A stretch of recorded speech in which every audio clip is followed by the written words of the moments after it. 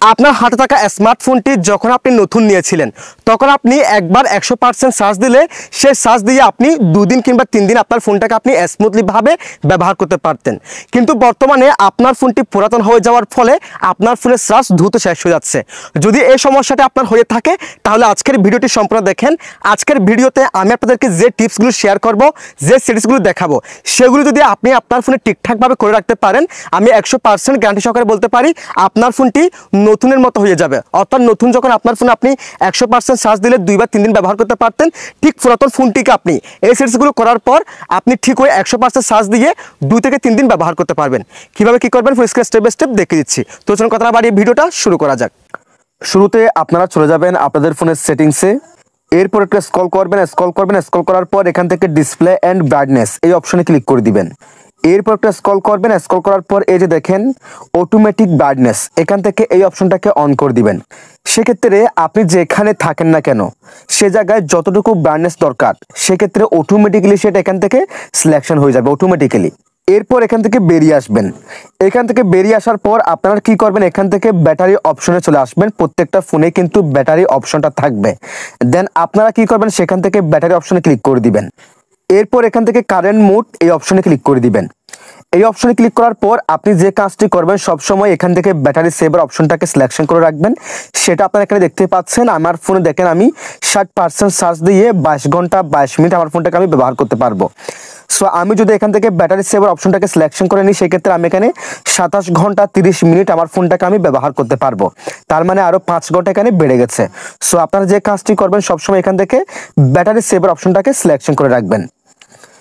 এরপর এখান থেকে ব্যাটারি প্রোটেকশন এই অপশনে ক্লিক করবেন এবং এখান থেকে এই যে দেখেন স্মার্ট চার্জিং এই অপশনটাকে মাস্ট বি অন করে দিবেন।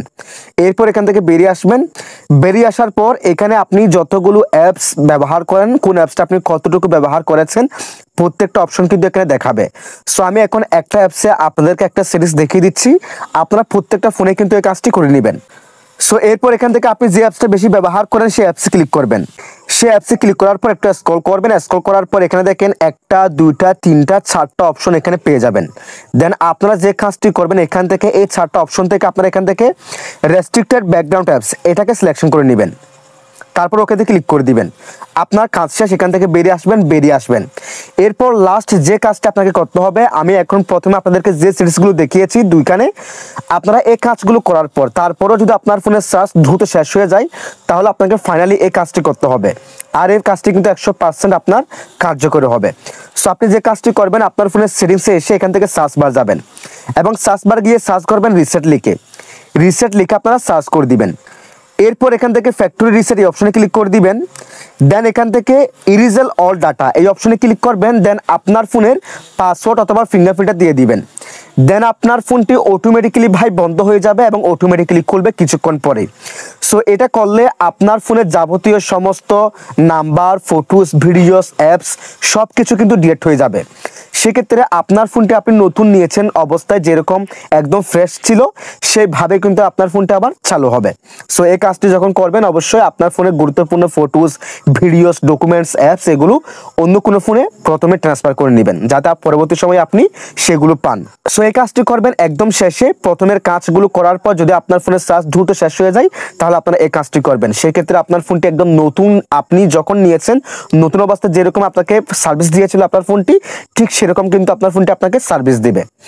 সো এই কাজগুলো করলে আশা করি আপনার ফোনে আগের মতো আর চার্জ কাটবে না, দ্রুত চার্জ চলে যাওয়ার সমস্যাটা খুব সহজেই সমাধান হয়ে যাবে।